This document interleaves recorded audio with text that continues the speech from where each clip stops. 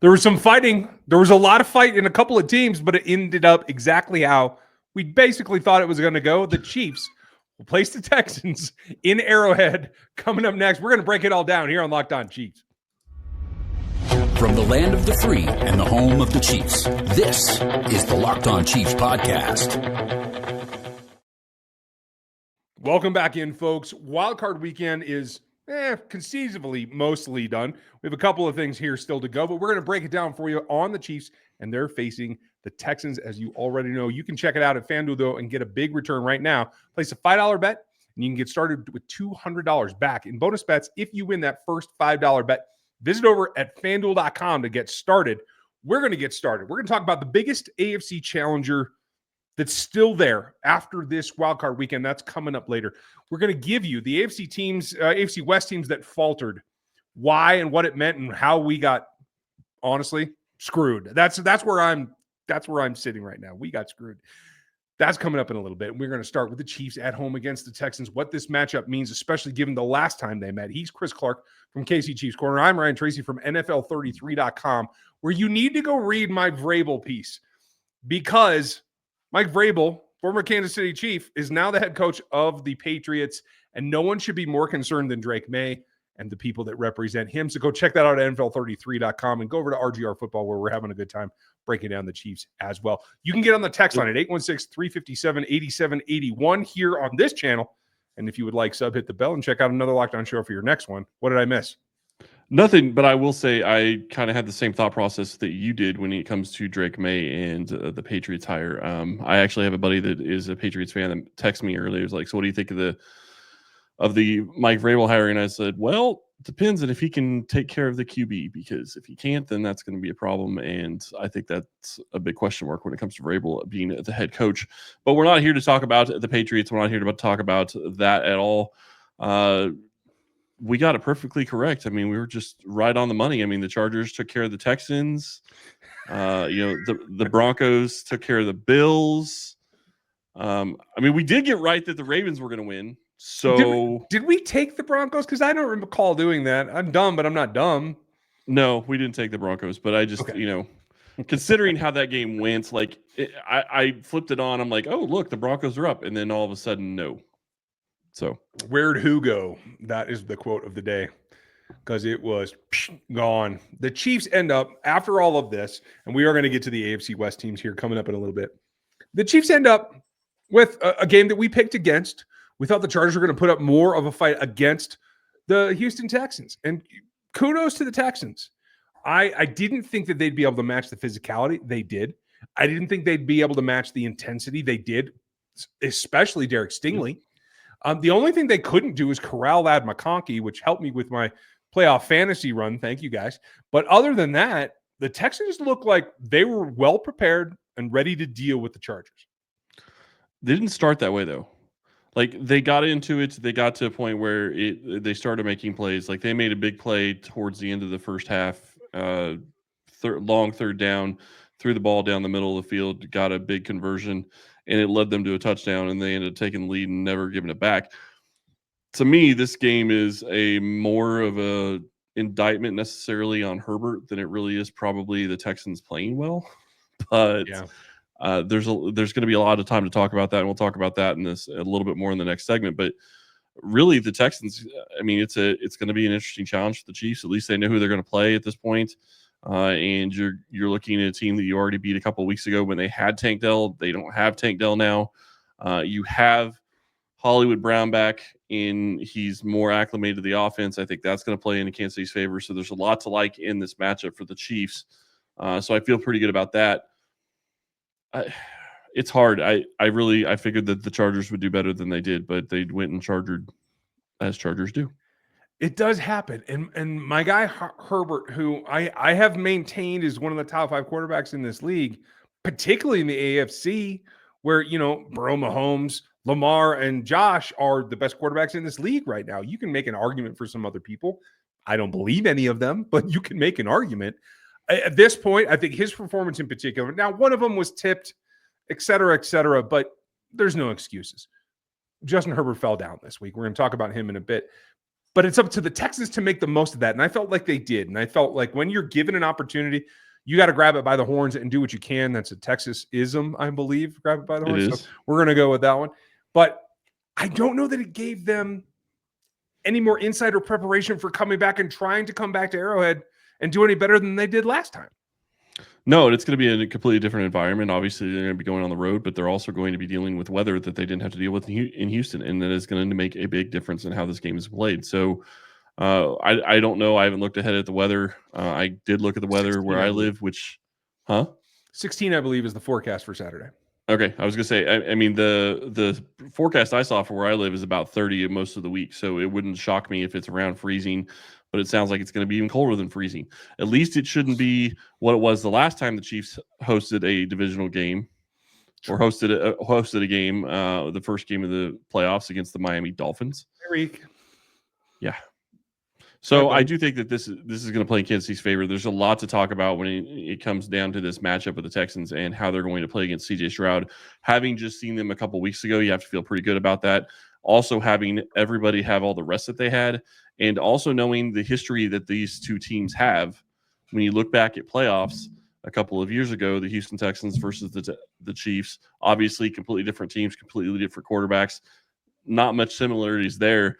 But it showed you what the Chiefs could do, and it led the Chiefs to go on the runs that they've been going on and be successful in the playoffs. Yeah, it sets them up for success as well. We will talk, of course, all week long about the matchups, the details, who's in, who's out as we go through the process. Chiefs were in pads on Friday. They had a little bit of a walkthrough Saturday, off today as we record this Sunday night.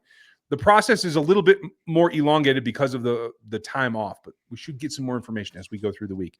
Matt Derrick will join us, so don't miss that. We'll have our normal intel session on Thursday, and we will preview this game for you on Friday like we always do. So don't miss anything. If you are not subbed to this channel yet, in whatever way, shape, or form that you're listening to it or seeing it now, you should subscribe right this minute. But that's still to come this week. We have to wrap up. What happened is the AFC West, because they didn't do us any favors for the Kansas City Chiefs this weekend. What happened to them on the backside of this?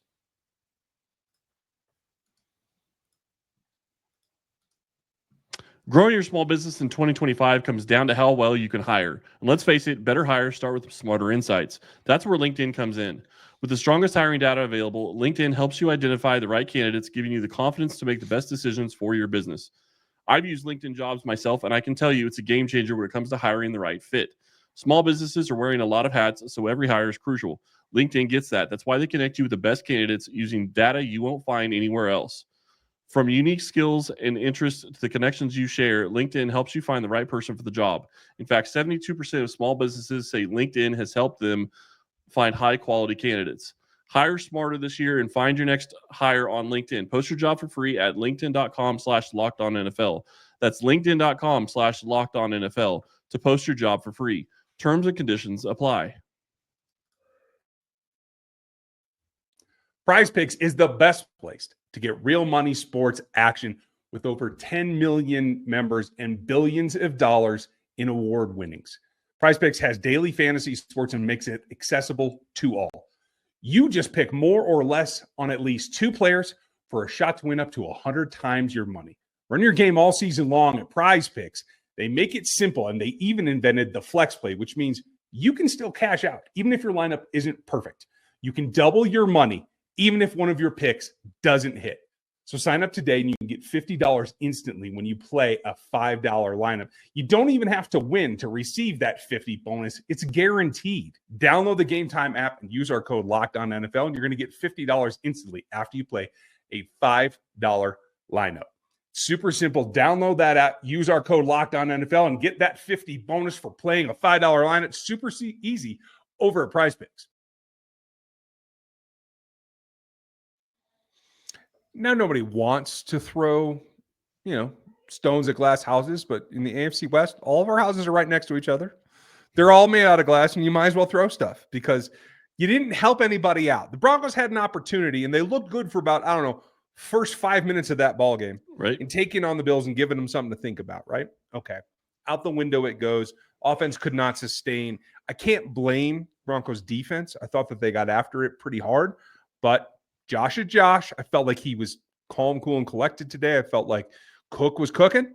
I think that's a preview that the Ravens have to pay attention to and that we're going to watch with a lot of interest. But I don't feel like the Broncos did a terrible job. It was a long shot for them in the first place. I thought they'd play it tougher, but I'm not surprised. It was a long shot, but the problem I have with it is that the Bills defense hasn't been good all year, and the Broncos just disappeared on offense. And that is, we always knew that their defense was going to be the chance that they had to win this game. They had to stop Josh. They had to keep him down to 20, 21 points, somewhere in there, to feel like they had a chance to win this game. They couldn't do that, and obviously that becomes a problem. But the reality is you sit here and you look at this, and it's like, okay, well, wait a second. You couldn't score on that defense, and it's been a porous defense all season long. They have a lot of holes in the Broncos. They can be a good team. They are going to have salary cap help next year because they got Russell Wilson off the books, so that's going to help them. But their offense did not show up against a bad defense that does not say good things for their future. Yeah, I agree with you. We'll have to see how they reroute at this point because progress was made this season for them, but they weren't able to get over the hump. Buffalo Bills look like the Buffalo Bills. They're going to have a significant impact with the Ravens next week. On the flip side, the other AFC West team that got in, and we talked about it preseason, and I told you then that there was going to be 3 AFC West teams that make the playoffs, and it did happen. They just didn't make any progress. And as far as you can call this a rebuild year with Harbaugh and the changing dynamic and everything, I thought Herbert played good all season. He didn't show up today. I'm not sure what that means or why that happened, but it just tells me after all the hubbub and all the, hey, we're going to run it to win it, and we're going to be tough and we're going to be physical. At the end of the day, you still can't win ball games without a quarterback playing well, period. 3 interceptions all season, I think, for Herbert. I saw 4 in this one game. Don't get me wrong. Some of those weren't on him because the ball gets tipped, the receivers, hits off their hands, whatever. I get all that. But the reality is he didn't play well enough to win the game. And I don't know where you go from here. You get him a new coach, you get him a new offensive scheme and a new setup, and same kind of results that they had the last time. I mean, they did well under Staley for the first 2 quarters, and then they fell apart. This was a little bit different. They did well for about the first quarter against Harbaugh, and then they kind of fell apart because in the second quarter, the Texans basically took over and never looked back at that point. And that's the hardest part to deal with. Now, the addition of Ladd McConkey, I think, has changed something for him as an intermediate target, an under target, a guy that you can throw to in the middle of the field. I think that does help Herbert, but he's got that cannon. He's got the ability. I think they got to rebuild their outside weapons. I think Quentin Johnson was a bad pick. Let's be real. He hasn't lived up. But they had an opportunity to help the Chiefs out a little bit. I don't think in the end I'm either way, whether you'd face them or the Texans, as the Chiefs are about to do. The Chargers were a little bit more familiar, but in the end, would you rather play the team that doesn't know you as well in this next round? I'd rather play. I still think the Chiefs have a better matchup against the Texans because I think that the Chargers have. I'm not going to say they have the Chiefs' number, but they at least have the coaching staff that knows how to take apart Andy Reid to an extent offensively, and they know how to deal with Steve Spagnuolo a little bit on their offensive side. So I do think that plays into it. And really, this goes back to what I said before. It's almost impossible to beat teams 3 times in one season. So right now, they don't have to do that. I think that actually benefits Kansas City. Obviously, the rest is going to benefit Kansas City, so that's going to help in this situation. But the reality is that the Chargers didn't have the firepower. And you go back and you look at what they had to blow up to get there. I mean, Mike Williams was a Charger this time last year. Keenan Allen was a Charger this time last year. I understand you need to go with Quentin Johnston. You drafted him. You want him to try to play. And obviously it didn't work out. And let's be honest about it. Kansas City, I think, was looking at Quentin Johnston. I don't know how close they were looking at him or where they would have drafted him. But he was working with Patrick Mahomes, so they at least had some interest. Yeah. I mean, and obviously coaching matters in the NFL, so it's possible that, being in Kansas City, it would be a different situation. Playing with Patrick Mahomes could be a different situation, but the reality is he hasn't progressed like you would want a first-round receiver to progress. But now you look at it with Ladd McConkey, you have 2 young wide receivers. Who's your alpha? I don't think you have one. Because I'm sorry, Ladd McConkey to me is not going to be big enough to be an alpha. Not at that size. He is. I think he is. 197 and tutty? I think he is. Well, yeah, I just don't think he can be. I don't think he's another Tyreek Hill, which is I think what you have to be at that size. Did he have a game? Yes. Can he be somebody that's going to be helpful to them? Yes. Is he going to be somebody that takes over games on a regular basis? I don't think so. We'll see. I think he's the next Edelman. I said it before when he was drafted. Well, he's got that quicks and he's got that escapability, and I think he proved it today. Best wide receiver performance for the Chargers in 30 years? For a rookie. Almost 22 yards per reception. To be fair on that, who else did they have? They have nobody else to throw to. So Chark, Quentin, you're right. That's fair. That's fair. When you have one guy, you have one guy. And so cover that guy. What was that? So cover that guy. Yeah, obviously. And I mean, it could be a bad matchup with the Texans, but I get what you're saying. I'm not saying McConkey can't be a good wide receiver. I just don't think he's an alpha. I don't think he's a guy that can be a number one wide receiver and be your guy all the time. Maybe, possibly, he can turn into an Edelman type, but Edelman really wasn't even a number one wide receiver. I don't think he was a very, very good receiver. But do you really think that he was a guy that you game planned everything against? I mean, when I think number one wide receivers, I'm thinking your top 10, top 15 type receivers that you have in the NFL right now. Edelman was never that. I guess that's fair. I would say that to me, a number one receiver is the guy that you got to take away. And for the defense, they had to plan against Edelman, especially later in the career. Right now, you got to plan against McConkey. That's the fact. Well, because that's all they have. Right. Still is. There wasn't anybody else out there, and he still went for almost 200 yards in a playoff game as a rookie. I don't know. Maybe I'm putting too much into it, but I do think going forward, we're going to see more things from him. If they figure that out, maybe they'll be able to compete with the Chiefs. Right now, they can't. So who can? Who's the biggest challenger in the AFC? That's coming up next.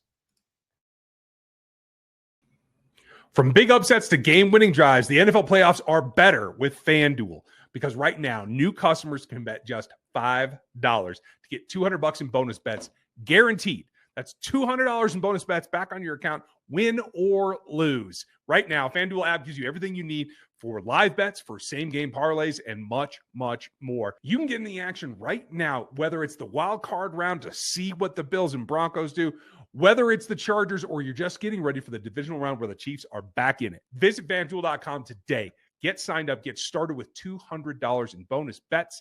Right now, it's FanDuel.com. Make this playoff unforgettable with FanDuel, the official sportsbook partner of the NFL. Now, don't get carried away. We're going to talk about all of this stuff and everything that goes into this playoff game all week long, so make sure that you're here to join us. You're going to see stuff over at KC Chiefs Corner, that direction, at NFL 33 and at RGR Football. The draft is coming. There's all kinds of static here, but we got to focus on who's going to give them the best run. I think the Chiefs, as the number one seed, expected to play the bottom seed remaining number 4 of the division winners, the Texans. That lines up perfectly. I think we all know how we feel about that, especially having beaten them very, very recently.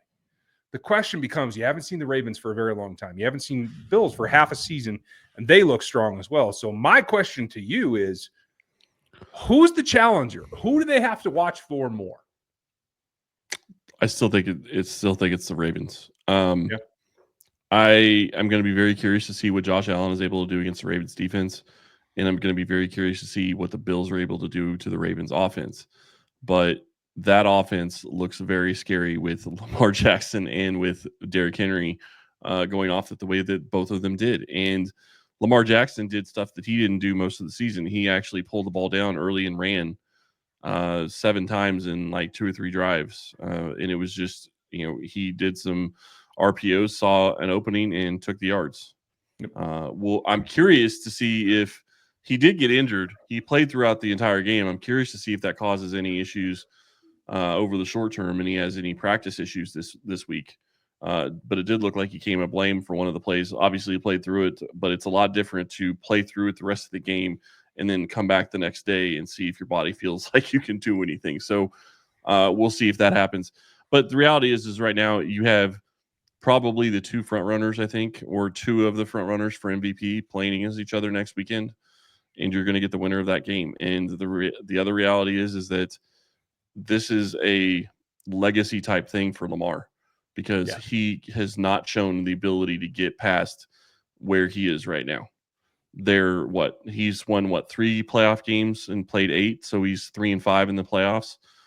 If he wins next week, then you get to 4-5. If he would find a way to get into the Super Bowl, he could maybe be 500, but that's not what you want as your record for a quarterback that most are trying to say is the MVP this season, and he played phenomenal. Don't get me wrong. I'm not trying to take anything away from him, but the reality is until he gets past that playoff hump, everybody's going to question, can he be that guy? And right now, we don't know. And with Derrick Henry, you would think that he would have to do even less, but Derrick Henry's almost as good as Ladd McConkey this weekend.